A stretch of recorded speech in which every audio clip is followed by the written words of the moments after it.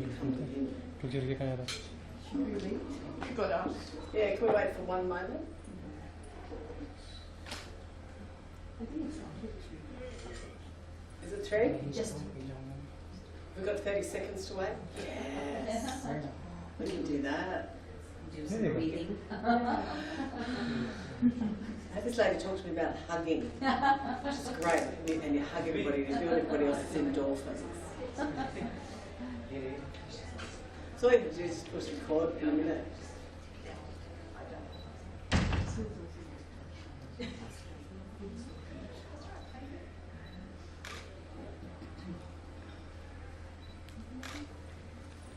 Here you go, I'll give you an action shot. You ready? No, thinking, yeah. See? You know, prepare. Otherwise, you have photos taken in a time. And you never get a good photo behind the mic, you know? And then people say, put it on your Facebook page. And you're like, but there's 20 there and there's no good shots because they're all, while you're talking. So you've got to pose. And your chins are up, so you only have one, you know, instead of three. And your eyes are open and you look good. It's very important to prep a shot, don't you think? I think you should write a book on this. Oh, I could. Double chins that you get in these photos is not. Oh, mate, it's not good. It's No. not a good look. You can't go. Yeah, go It's I too saw, late. I saw this movie last night. It was an old movie, and I can't remember the name of the lady, the actress. But they put this bowler neck on her right across here, and it was black, so it looked like she had no chins because she's chubby, and she's got 3 chins, you know. So it was like this bowler neck, and I thought that's what we need. We need some sort of tape for double chins, so we just pick it up here like that. You wouldn't be able to talk much, but you only have 1 chin. You wouldn't have 3 or anything like that. So it'd be really good for photos. That's just, you know, maybe we'll invent it, ladies. Double chin tape. Yeah. Well, they do have one for the eyes. And in Hollywood, I'm a makeup artist, so in Hollywood, in the olden days, they would actually put fish guts here, and they'd put string, Elizabeth Taylor, string underneath the wig, and they'd tie it up like that. Now we have Botox, and people just stick needles in their face and go like this, which is not really very good. So this is not my speech, it's just me. You're feeling it. I was just feeling time for my late friends to arrive. So my friends are here now. So I start talking to you now. So I have to get my serious face on now. Pull myself down, get my chins up. So this is called Stand Up for Yourself, Truly Stand Up for Others. I'm going to share something with you ladies today that I haven't shared before. And I'm excited to share it with you. So I work in the entertainment industry as a hair and makeup artist, as I just said to you. I've been doing this for 35 years. And in 1986, I really believe that life chose me to have a bad day with a very famous, dirty old man, so that I could be the strongest witness for the prosecution in a court case in 2014 that sent him to jail for being a paedophile. Today, in this room, with you all here, I choose to come out of my court-appointed anonymity from the British courts. I was given anonymity for life by the British courts for being a witness for the prosecution. The man I'm talking about is Rolf Harris. Some of you may have heard of him. He is very big in England, Australia, New Zealand, and many places around the world. When I was a little girl, I watched him on black and white TV, you know, because that's how old I am. I was so excited to meet this man. It was the beginning of my makeup career. He was the biggest star I would ever have worked with. He was the biggest star that came through the doors of Channel 7 Studios. He was given the red carpet treatment.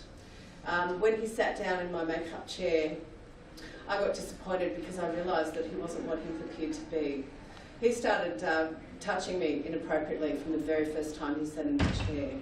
He ran his hands up my legs, and I was wearing baggy shorts, so he got to go all the way up. And he continued to behave like this in the studio towards me.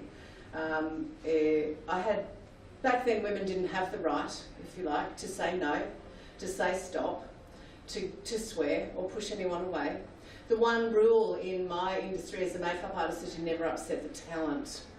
Because if they decide to chuck a wobbly, which basically in Australian means be a brat and walk out, that will cost the television station thousands of dollars. It would have cost me my job, my career. It could quite possibly have affected the career of everybody in the room. However, this was not done in private. This was done in a room full of men, my peers, the people I worked with. This was my workplace. Every time I went up to powder his nose or to wipe the sweat off his face, he touched me. I had a big belt that hung off my shorts. He would grab the belt, so he'd pull me towards him with his crotch, right? The director, who was his age, he was talking about him and me, well, not to me, but about me and about my legs. I'm wearing a dress today so I can see my legs, right? They looked much better when I was 23. But they talked about me like I was an object. I had nothing to do. I couldn't say anything at all. At the end of the day, after being, as the day went on, I kind of got over it. I would know what I was going to do. But what she did do is she gave me a message that had been passed down to her from the men that ran Channel 7 Studios to actually commend me on how I'd behaved and how I'd handled the situation. And I stood there and thought, but I've only just complained. And I then knew that they were all upstairs in the control room, in the edit suite, watching what was happening all day. So I would have been watched being groped by at least 12 men who did nothing. I was unsafe in the workplace. I wasn't left alone. I couldn't do anything. He was egged on by the director, who they was discussing my body, my legs, as if I wasn't even there. So I had no choice. Right. However, this didn't ruin my life. I just had a bad day with a dirty old man. But I didn't keep it a secret. I told my parents, I told my friends, I told a lot of people. I was disappointed. Mrs. Menez was a star. But he was powerful and he was rich. And you couldn't touch them. You know, no one would believe me, no one would care. There was another makeup artist waiting to take my job.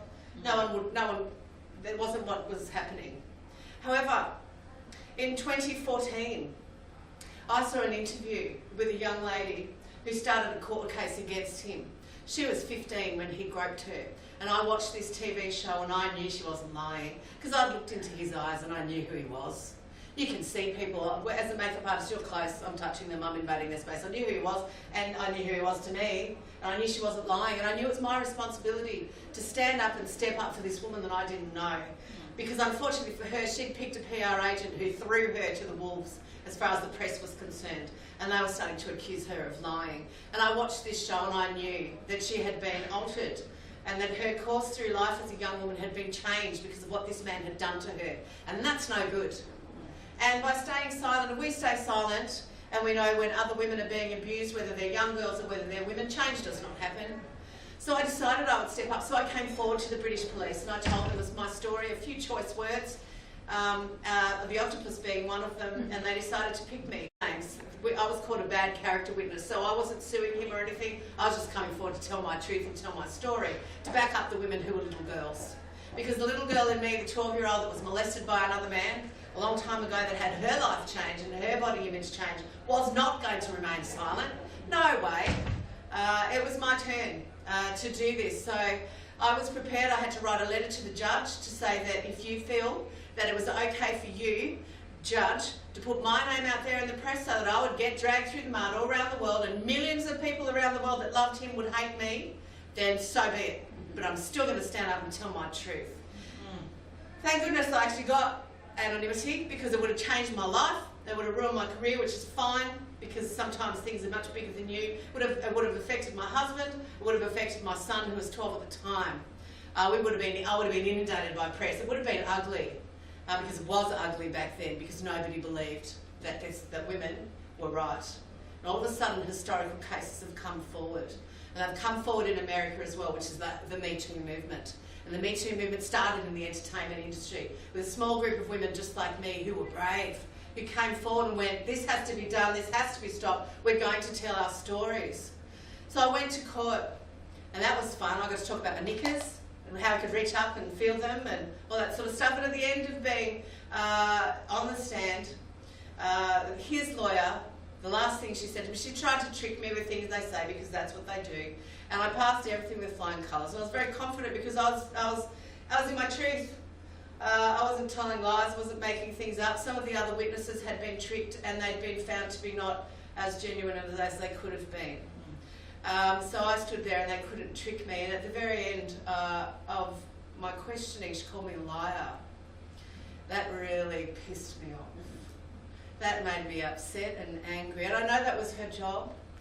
And I got off the stand and he was in a big glass cage. And I was told at the beginning, don't look at him, so I didn't. I looked at the judge, I looked at the witnesses in the witness stand, I looked at the two lawyers, that's it. There was a packed courtroom. There was so many press there, it wasn't funny. But when I was called a liar and I got off that stand, I'm a bit buffy, you know. I couldn't help but glare at him all the way down the room. I looked at nobody. He turned his entire body away from me. He did not look at me once. All the press were sitting behind him going, oh, check this out. And they were all writing these things, but all I could do was look at him. I slammed out of the courtroom. I didn't realise I was going to slam out. I thought the doors were a bit bigger than that. I pushed out the door and I went bang and bang through two doors. And everyone jumped in the courtroom. I thought I've just left. But what happened that night is all the way around the world, the headlines were Australian television makeup artist dramatically stares down Rolf Harris in court. And I thought, I did that. That was me. I had to look up what stare down meant because I knew what glare meant. And I found out what that meant. And in my heart, I thought, there were women in the courtroom, 49-year-old women who had to stand behind a screen because they couldn't look at him, because they were so fearful, because he had affected them and changed their lives so much when they were little that they just couldn't bear to be there with him. So I was really pleased that I was found to be the most confident witness for the prosecution. I stepped up for these women, I stepped up for myself, and these headlines I thought would have empowered these women to go, yes, yes, we're doing it, because we didn't know whether we were going to win, but we did win. We won the court case. He was found guilty of all 12 counts of molesting little girls. He was basically, the whole world knows who he is really now, which is great. And he was sent to jail for 5 years and 9 months, served 3 years and is currently on house arrest.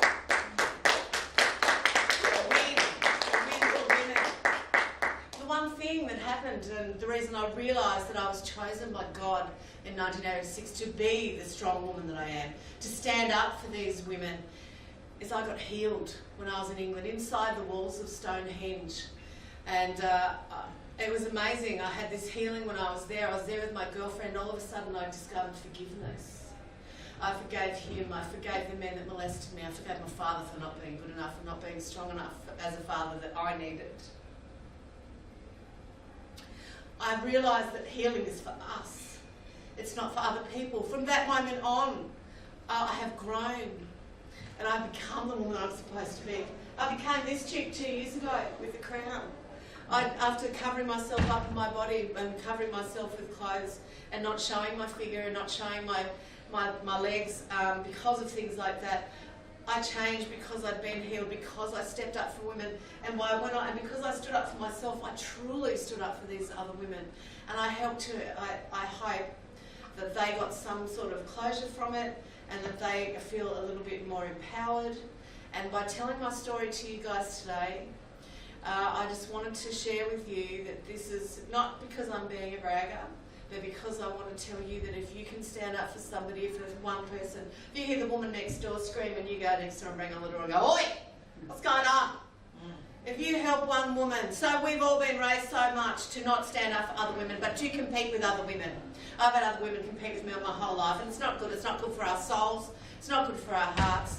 And I'm not a competitive person, so I share this with you today to encourage you to step up. We all have a voice, and we all have a story.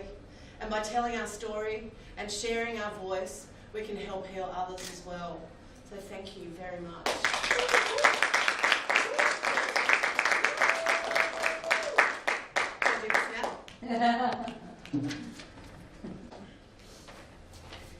Wow.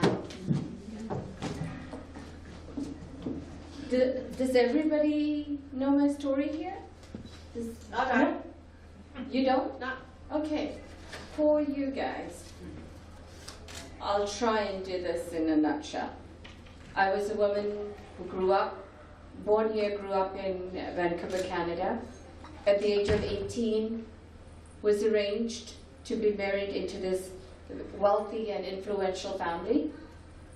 I saw Mr. Charming, a very respectful guy, very nice guy. And within days we met, the family met, they spoke for me. And probably a week later we were engaged. I still hadn't talked to him, still didn't know who he was. 2 weeks into that, we got married. Hours after getting married, My mother-in-law told me that he was my God, and that from this day forth I was to worship him, and whatever happened in our home would stay within our home, and that I wasn't to be seen in front of the elders anymore, that I would have to cover my head and leave. Some hours after that, being a naive 18-year-old who grew up in a very strict home, never had a boyfriend, didn't know what to expect, I was brutally raped and sent to the emergency.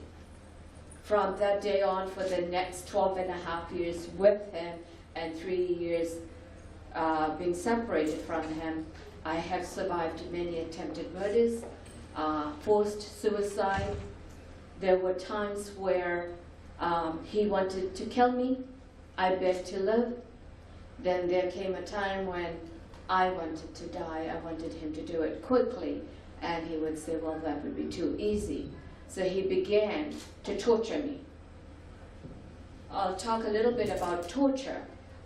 He would strip me, tie my hands and feet, either shave my head, burn me with his cigarettes, hang me, starve me. I'd be sitting in a corner. And mind you, this family was probably one of the few very influential, very wealthy families from here. Yet I lived in their house like a beggar. I'm going to take a moment to pause and acknowledge somebody so dear to my heart. Actually, two women. One is my friend Shobana. We traveled from Vancouver. We met in Ottawa, actually, I think the first time, and we stayed in touch. And when I wrote my second book, I wanted to find an editor, somebody who knew my culture, who knew what we women experience, because we all experience abuse, and I'm not saying that my abuse is different because your skin color is different, but there is a component of abuse that Indian women suffer that is so acceptable because you're a woman. And so my editor is here, and I want to honor you, Lalita. This is Lalita, my editor. Poor thing had to put up with me for months, a lot of Skype, a lot of editing, but I tell you that I've got a couple of copies. I'm just going to give it to whoever the lucky one is here. I am. All right, well, you to claim it. You know what, this topic, this title actually, is what I decided to do when I finally left my husband, because either it was he kills me or I kill him. And I'm a mother of 4 children, 2 girls and 2 boys. And I'm going to very briefly share one situation that happened in the 12 years we were together. He brought me back here, and he had taken me a number of times to an ocean. By law, I can't tell you where. But he had taken me there, and it was very dark. No one goes there at night. Very rough. I knew I had moments to live. By this time, I had 4 little ones, and they were in the back seat. I looked back as we neared the ocean. Their eyes were open. They were kind of hanging on to each other. So they have journeyed here before. And as soon as he stopped, he pulled me out of the car and dragged me. But before I left the car, I thought I could just touch them, or hug them, or do something that they would see my last moment. But they closed their eyes. And so I just waited. And we went to the end of the pier. Him pushing, kicking, pulling my hair, dragging me to the end. I knew, I'm not a swimmer, that I was going to go in pretty quick. But right there, he decided to torture me. And as you look at me, you may not see much, my face-wise, but my face is artificial. From my eyes down to my chin are artificial. It's metal. I don't feel my face. I have a bit of movement in my eyes right now, but in the next surgery, I've had 10 already, the next surgery, I might not have the ability to blink because the nerves are going.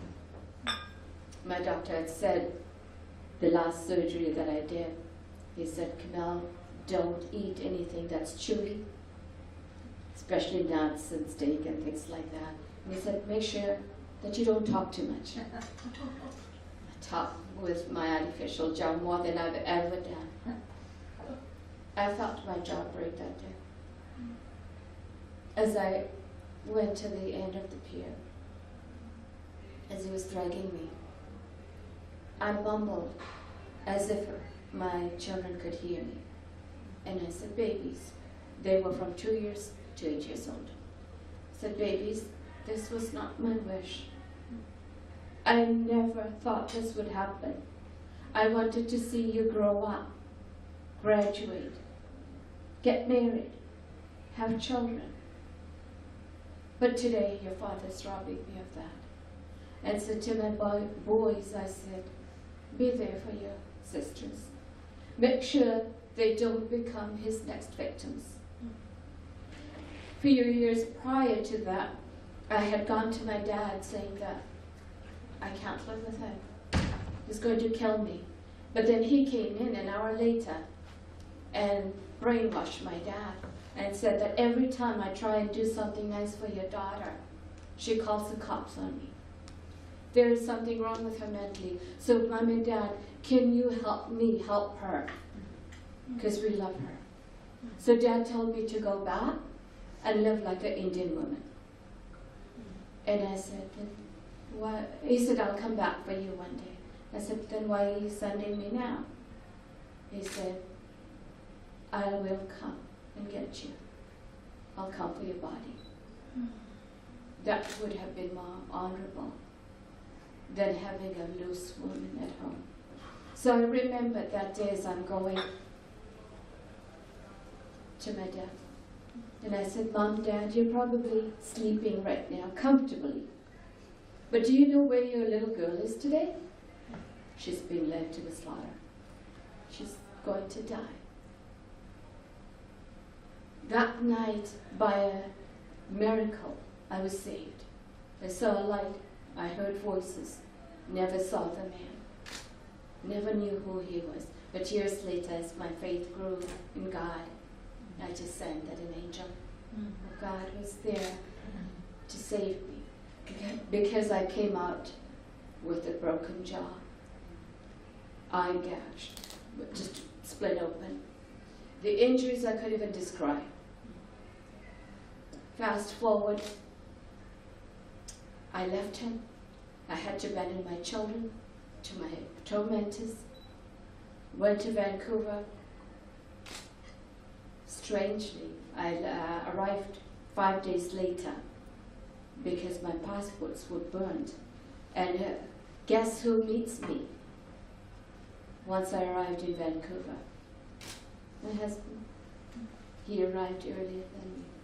So I became his victim again. He wouldn't get the children from me. This was his way of now torturing me further. So I ran away.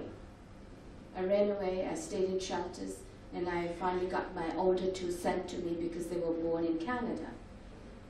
The younger two, I came back 2.5 years later, kidnapped them. And then I took them to Canada and smuggled them through US into Canada. One of the kidnapped victims, my youngest son, he got married about 5 years ago. Soon after I got married, he said to me, Mom, do you know why I chose this career? I said, neither do I. And he said, Mom, I couldn't help you then. I'll help you now. My son went on to be a constable, RCMP, police officer.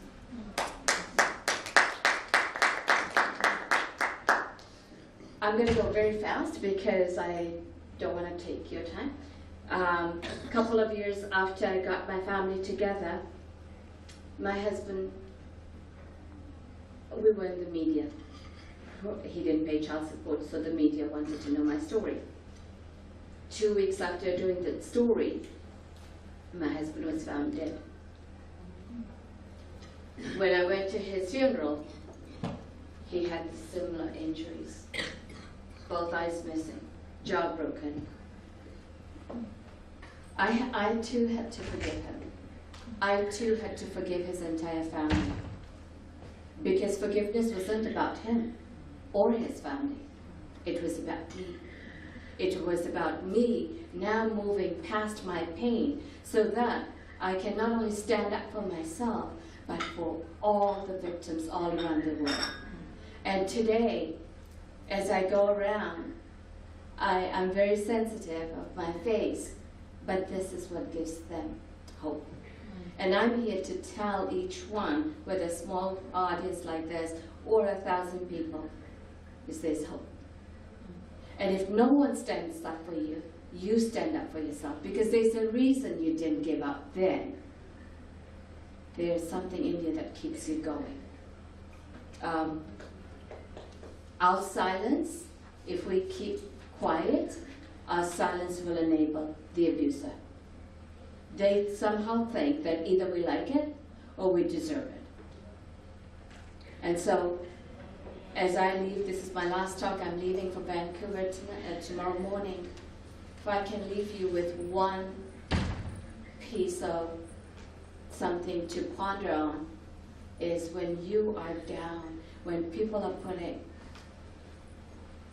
putting shit on you, when you just don't want to carry on, just ask yourself one question. What is my worth?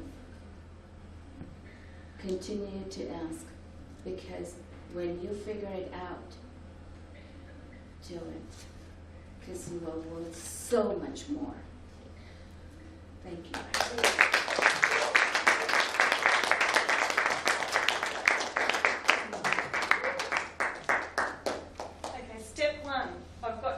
Falling. So to me, that is a win. I'm not going to stand behind here.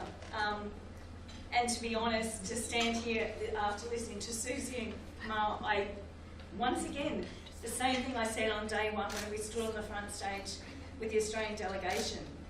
I don't feel worthy.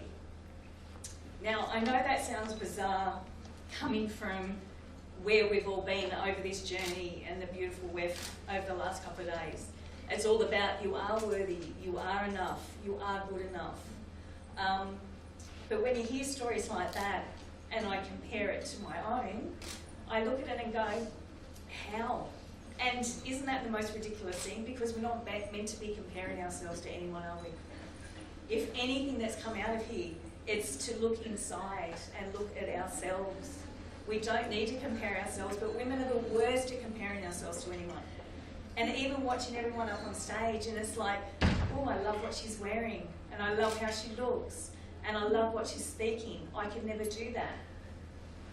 But by standing here now, as a woman who has on her henna, thanks to the beautiful Amanda, and says healed, she saw something in me that I still don't see.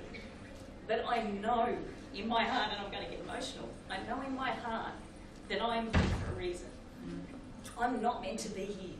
I was born in 1968, so you can do the sums. I'm 50, and my parents at the time were 43, which back in the 60s was unheard of. I was born 3 months early, weighed 2 pounds, was 11 inches long. I was perfectly formed, had my fingernails, my hair, and all the rest of it, which also is not what you'd expect for a 6-month baby. I spent 6 weeks in a humidity crib. I got christened in hospital because they said she won't make it. My mum and dad were on holidays and they flew back, and my father used to always say to me, he said, you cost me from the day you were born. My sister was in Miss Australia before it was telecast. My brother was still going to school, because the closest to me in age is 10 years. I've got 3 beautiful siblings. My big sister turned 70, so you can see that there's a big difference in our family. But it cost Dad 3 airfares, and then when I was 6 weeks old, Mum got to hold me for the very first time. So as a mother, to be able to hold your child after 6 weeks, she didn't think she'd ever hold me. Well, if she did, it would be to say goodbye. And instead, she got to hold me, and I can't say I'm that little premature baby standing here now. And maybe after I go back from India, I will lose those kilos that I was planning on losing before I got here. But with the food, that's not happened. But I know in myself, as you might have heard my story, I used to be in the Air Force, which is incredibly male-dominated. Sexually harassed, told that I shouldn't be there, but I got promoted ahead of any of my male peers. Now that wasn't my doubt. I knew that I was good at what I did, but it wasn't that I thought that that was worthy of me being promoted. I thought that that was because I was part of a quota system, that they needed a pin-up that was an Air Force female. 5 years into the story, I then ended up having to spend 6 months investigating sexual harassment in the Defence Force. And the reason I got selected is because they considered I was not damaged, that I was one of the ones that had performed but still had one head and was emotionally stable. Now that in itself is a pretty telling tale. Fast forward then to 2 divorces. The first marriage, I can remember standing at the end of the aisle going, what am I doing? I got caught up in the whole beautiful dress and being a wife and the whole wedding as opposed to love. I knew in my heart I was doing the wrong thing, but I was going, I can't pull out now. We've paid for the reception, we've paid for this. My husband, my first husband, used to put pin-up pictures on the fridge so that he said to me, every time you go to that fridge, every time you go to eat, look at those photos. Do you want to look like that, or do you want to look like a larger woman? I remember I got a phone call from, and in the military that's very much of a pecking order in this rank, and I was the senior officer, and one of a beautiful man that actually worked with me, because I never ever said that they worked for me, they only ever worked with me. And he rang me and he said, I'm doing it really tough, can you come and see me? Now the base was only about 10 minutes away. And I said, yes, I'll be there, just hang in there, because he was on the verge of suicide. My husband locked me in the house because he said, you cannot socialise with another rank. And I went, well, if he dies tonight, that is on your conscience, not mine. I actually broke through the window, hopped in the car and went to see him, and then got this man help. But I didn't realise how controlled I was by the men in my life. Husband number 2, I love dearly, have a beautiful soon-to-be 18-year-old son from him, but he was a narcissist. Now, because that was emotional abuse and not domestic abuse, and no one can see it physically, I put it behind me. I went, it's nothing. I'm stronger than that, it's only words. I can still remember when my son was getting training Taekwondo, his instructor said, if people call you names, if people bully you in the playground, are you bleeding? Then don't worry about it.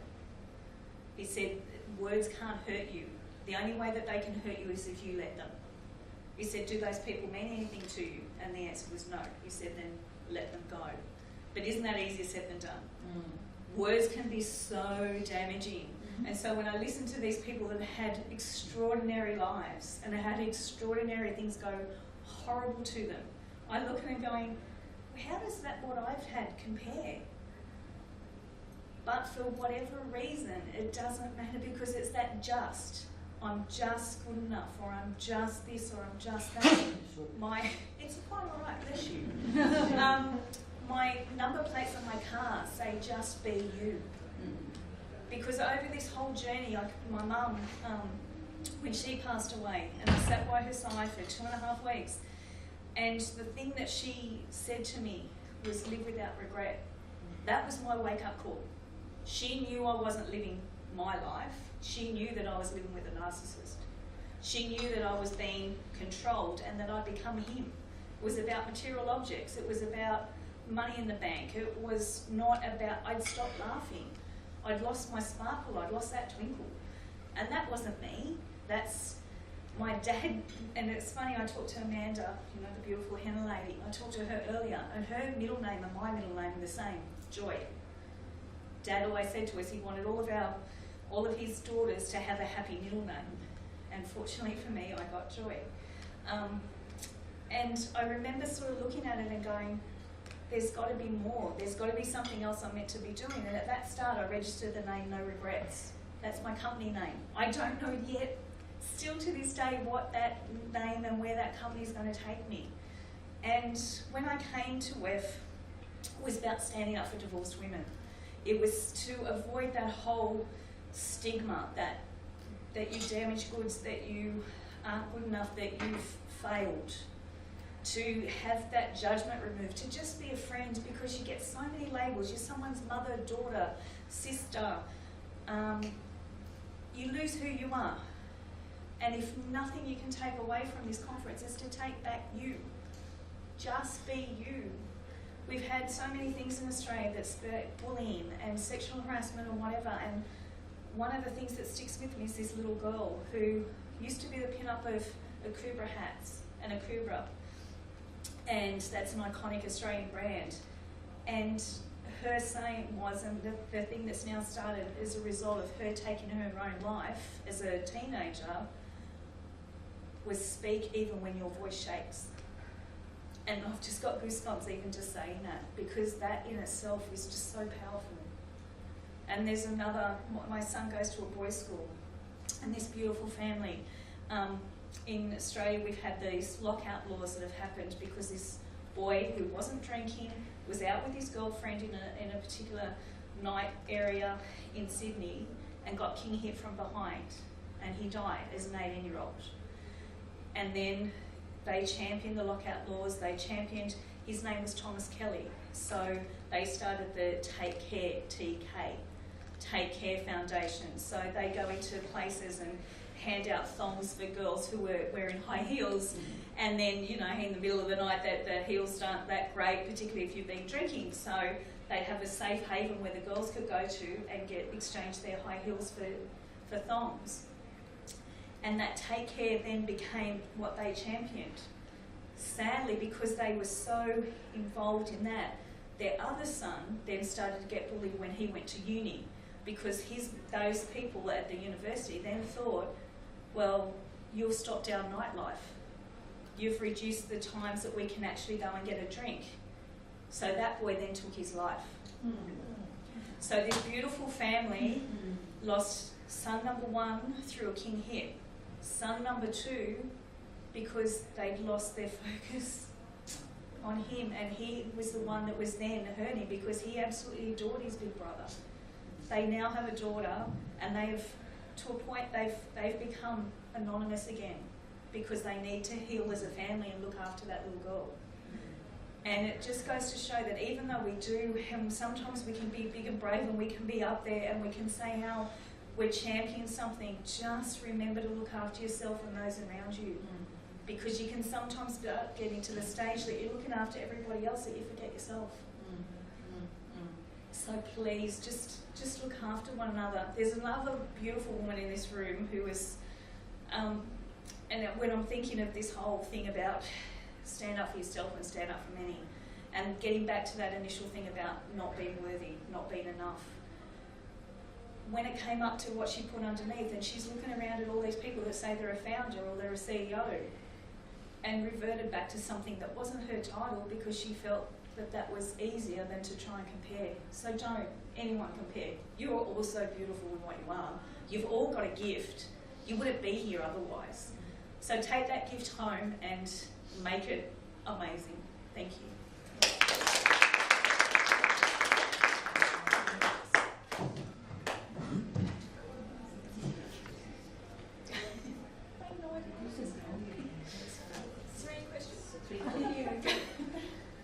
I think we have 5 minutes if anybody has questions.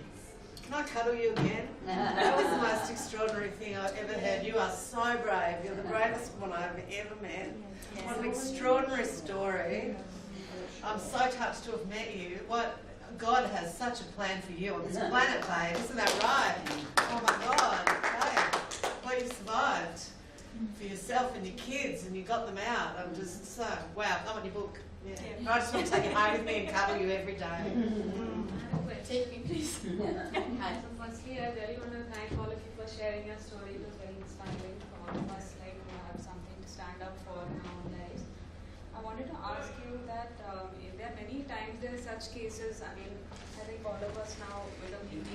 a lot of people are speaking out for themselves in cases. Now there are a lot of these cases where, you know, the person who's done something to you or to some other people is also doing like good things, like for, you know, like other people. So a lot of the other people who nothing has happened to are all like, how can this guy have done something like that, because he's also doing nice things for other people. And so it's very difficult to get support in such cases, like from, you know, because people refuse to believe that such a good person could also be bad, you know. So I mean, I just want to ask you, like in these kind of cases, what do you think, like what, of course I want to stand up for myself, but nobody's like willing to support me, because everybody's like, this guy's such a good guy. I mean, he wouldn't have, even if they're my own friends, like my own friends are saying that, you know. So like, I'm like, what do I do? So I know, and I'm trying my best, like to, but it's getting like very difficult to, I mean, so I don't know, do you guys have some suggestions for what one must do in such a case, or, because it's, and of course we have the support of communities like these and others, but how do you empower other people to understand that, you know, just because somebody is doing good things, it doesn't mean that they haven't done that. So if it's not happened to you, doesn't mean it's not happened to her. So I mean, can you like guide or advise in such a case? Yeah, I certainly can. Well, you know, the man I helped take down has given millions to charities. Yeah. He's helped people all over the world. He's a respected artist. He's painted the Queen. You know, he's you know, part of the royal inner circle. So big, huge man to take down. But sometimes when you come forward with your story, you will find out that there are other women who have a story too. And there were women all around the world that came forward once somebody was brave enough to come forward with her story about this man.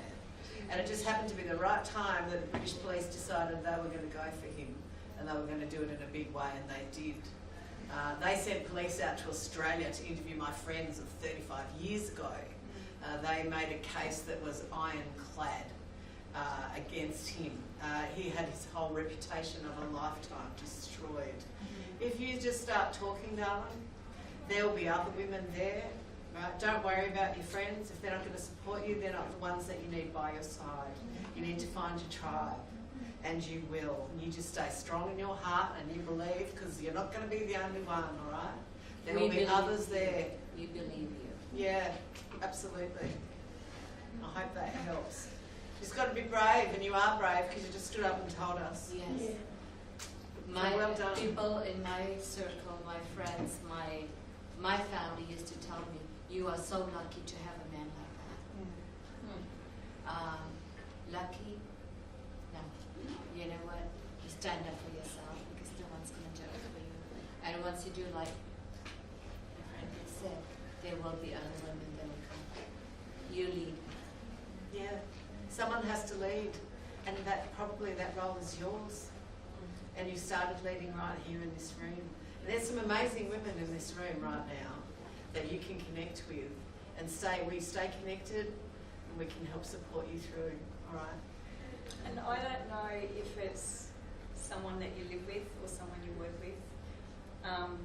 I can only speak from when I first told my family that I was leaving my husband after 17 years. I had a 12-year-old son, and my brother sided with my ex. And my brother said to me, you must, and my brother's very religious, and he said, you must stay with your husband for your son, and you must stay with your husband. He's a good man. Give him a second chance. My husband is a good man, not a good husband. He doesn't, and I checked out of that marriage a long time before I actually did it, because I went, have I tried hard enough? Is it me? Am I just imagining this? How could I possibly do this? I won't be financial without him.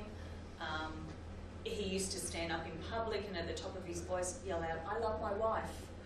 Everyone used to think, oh, how much he adores his wife. Well, he didn't show it.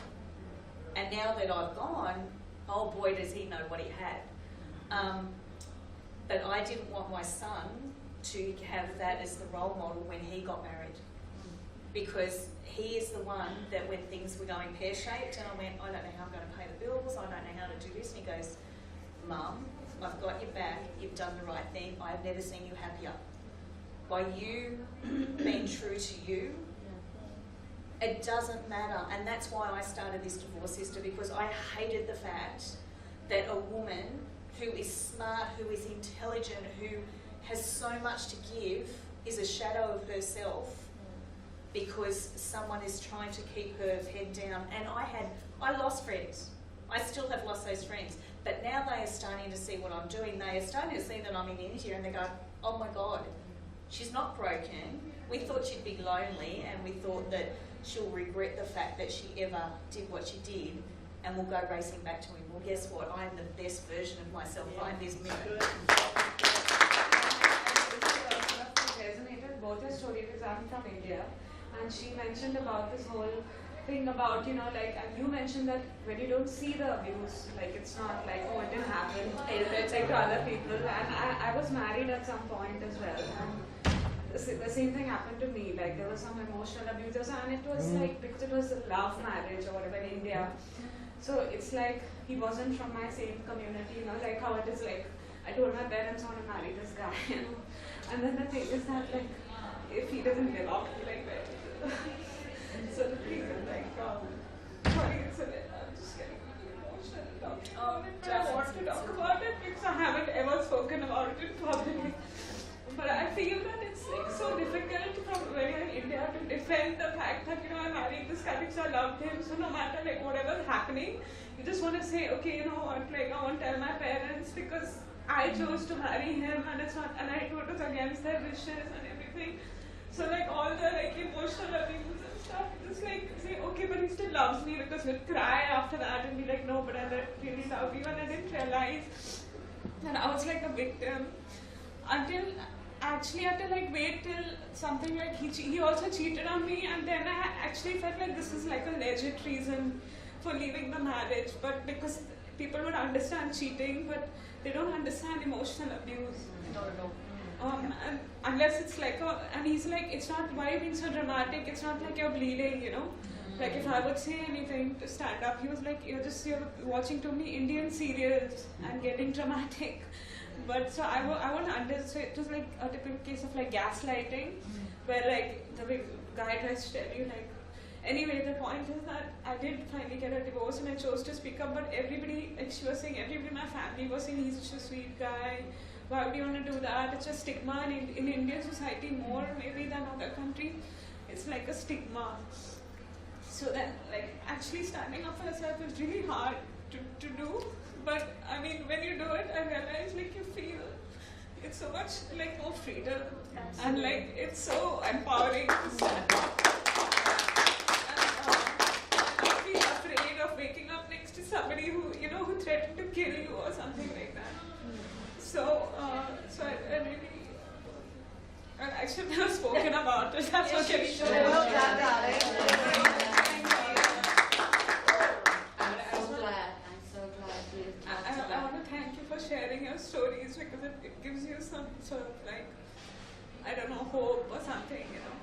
I want to say, a lot of times what we do is always done in secrecy, alone, and you think, okay, there is nothing after this, I'm completely going to be alone. Yeah. I was so alone, even in my childhood and my marriage, and after that.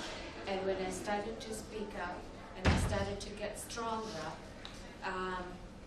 my two friends will tell you, I started to get invited into places I never thought I would. The World Bank, Obama administration, this Ottawa, actually a bill S7, after they heard my story, they said this needs to be introduced. About 3 years ago, Prince William and his wife Kate were in Vancouver, and he wanted to meet me. We met for 5 minutes, and at the end of 5 minutes, he was no longer Prince William, he was Will. That's how personal our talk was. You know, when you put yourself in a box, that's where you're going to be. Get yourself out, dream bigger, and do not live for others. You got to live for yourself. I just feel like it just, you know, like I still I mean, I have my own company and I'm a musician, I'm doing my thing. I just feel that I still find it hard to tell people I'm divorced because I don't want them to see me as a divorcee and then not see me for my work, you know. Like I just feel that you get this label and that's why I just avoid talking about it. But so I don't know, I mean, whether I should talk about it or not because I'm confused about whether to own it and just feel like, what's the big deal, you know? It's not like, I mean, and then all my friends are like, who's gonna marry you now? Because, you know, you'll be lucky if you find somebody. And I'm like, I mean, like, they'll be lucky if they find me. I have been divorced twice. Twice.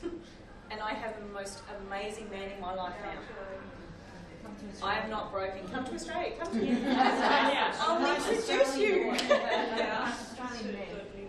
Anyway, but yeah, so I'm just wondering about that. Like, is it okay to just?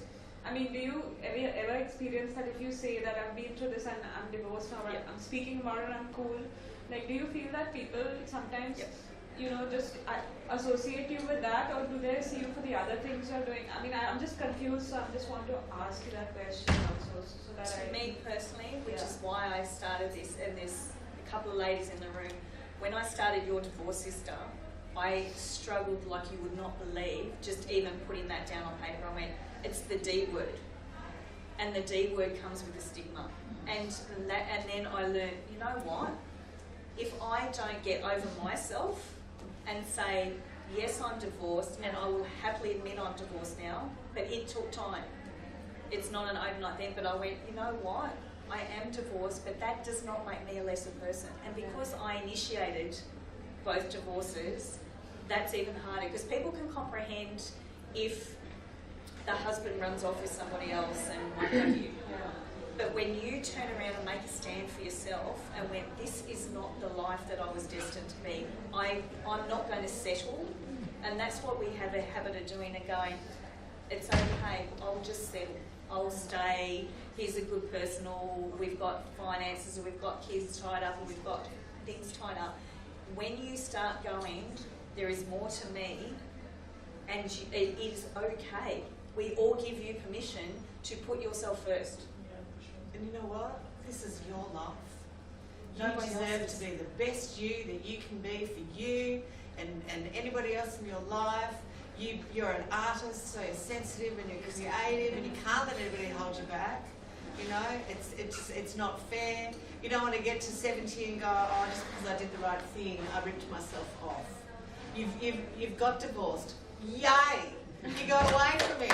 Well done. First step, well taken. You know, now you just need to trust and have faith in yourself. You know, and if you want to wear a ring so that people don't ask you, don't tell them. You know, if it gets in the way, wear a fake ring. Women have been doing it for centuries. You know, my grandmother, she was a, no, I won't get into that, but she wore a ring her whole life, and she was never even married. She was a war bride, you know, she had a baby out of wedlock. But she always wore a ring, and she always called herself Mrs. You know, just because it was easier to move through life that way. So if you want to do that because of your culture, do that, because it's no one else's business. You know, but it's this is a ring my mother gave me. yeah. Which I wear, which I Don't care what other people think. Yeah. Find the tribe that care and love you for who you are, not who you've been. It's much better for you to be the you that you're supposed to be now than be miserable with a husband just because it makes everybody else happy. Yeah, exactly. I'm still single. That's okay. And I'm so happy. You know, I work, speak, and travel with men often. And I find that when I'm speaking, men want to be my rescuers. They just want to, and they don't want to come close to me because they don't want to hurt me anymore. And so I find that, and I'm just too calm, right? I mean, fine. But, you know, when you get confident, you will attract that. Hi. I was divorced at 34 with 3 children. Really hard, really hard. Same thing, you know, everybody thought I was in a perfect marriage. Years later, I've remarried a wonderful man. And so just, it happens. Get photos done. But don't just stand strong. Maybe you'd stand in front of our thing.